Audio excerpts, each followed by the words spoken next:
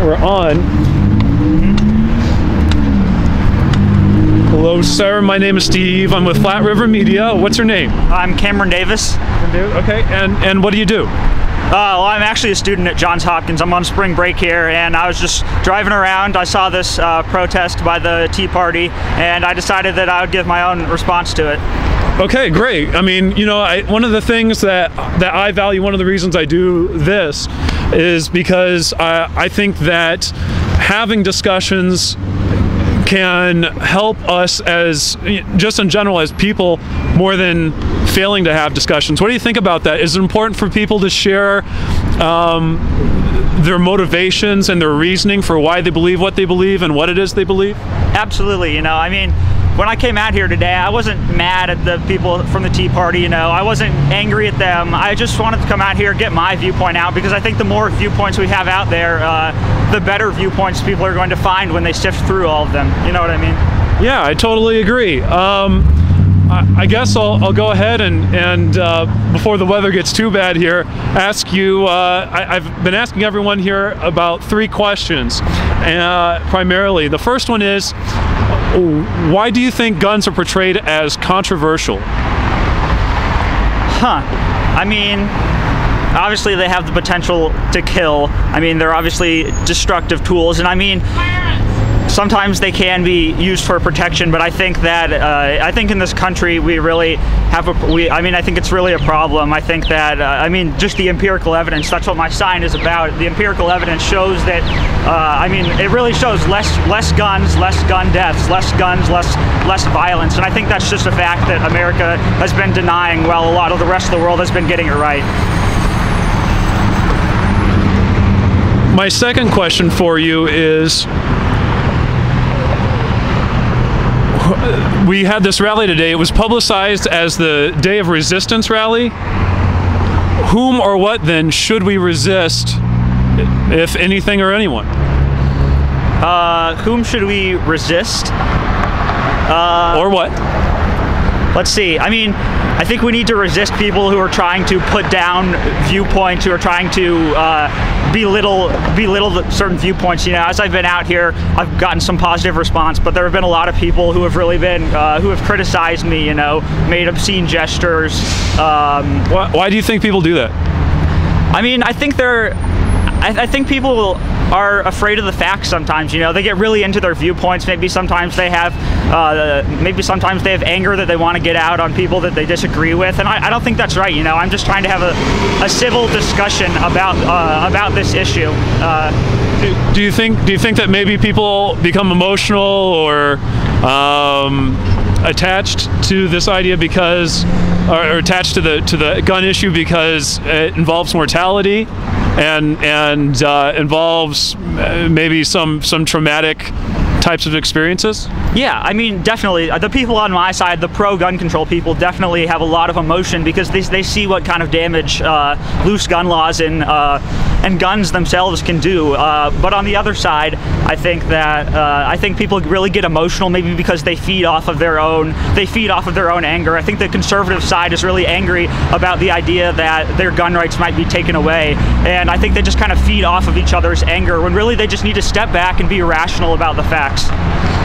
How do you feel about the fact that there are many people that say that, for example, Chicago has some of the strictest gun laws in the nation, but yet we see a torrent, well, at least what I would describe as a torrent of gun violence in Chicago? I mean, or I guess what would you say to people that are victims of criminal gun violence? Well, see, the thing about the Chicago example, yeah, Chicago has relatively strict gun laws for the United States, yes. But I mean, you've really got to compare.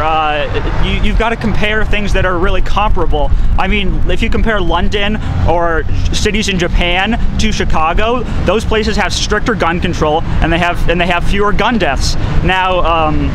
So I really think the empirical evidence shows that gun control does work, and I mean, I think that if Chicago didn't have such strict gun control, it would be. I think that gun deaths would be even worse. Gun violence would be even worse, and I think that's what empirical evidence around the world really shows us.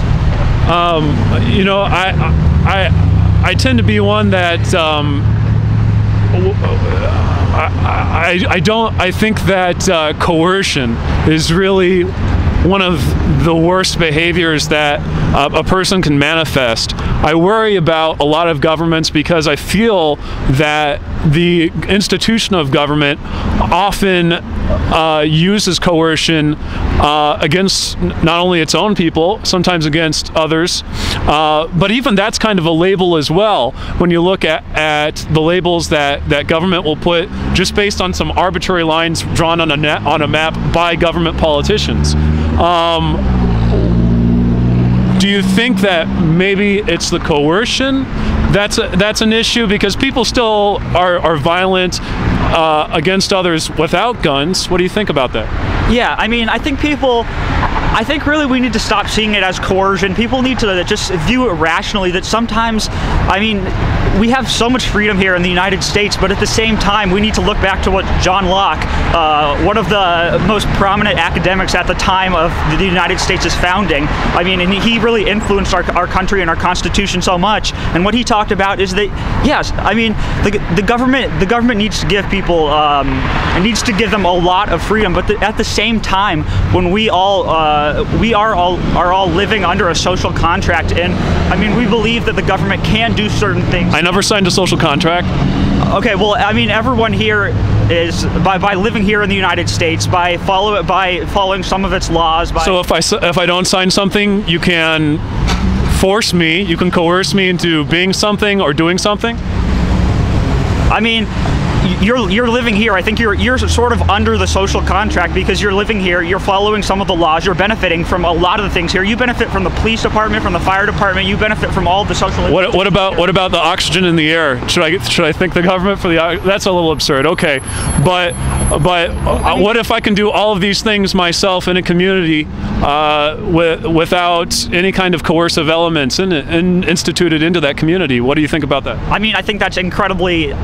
I think that's. What if I told you that? What if I told you there were communities all around the world that are doing that right now as we speak? That have the same sort, like big cities like this, with gangs, with lots of violent people that are somehow protecting themselves just as people without any gun restrictions. Not necessarily as complex, but the people there have found ways to live comfortably within their own means and within their own capabilities without the use of coercion. That would be interesting, but I mean, I haven't heard of anything like that. But just one more thing that I'd like to say about, just getting back to what I was saying about the social contract. I mean, I think that the benefits of certain freedoms being restricted, like for example, the right to own a gun, I think the benefits of that restriction far outweigh the cost. And I mean, we see that in lives lost. I'd gladly give up my freedom to own a gun if it means that I have a much lower chance of being killed and people all around me have a much lower chance of being killed, and we just have a safer society. I mean, I think that the benefits outweigh the cost of those restrictions on freedom. I can certainly understand that. I guess I have one more minute or so to spend with you here. Anything else you want to say?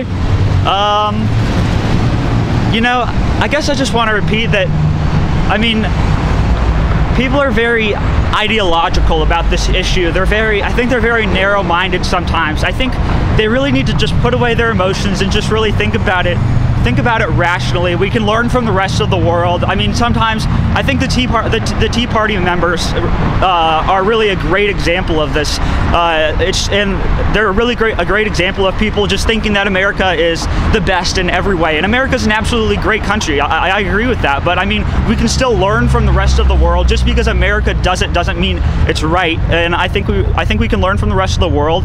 And we really just need to be rational about this issue and look at the facts. Okay, great.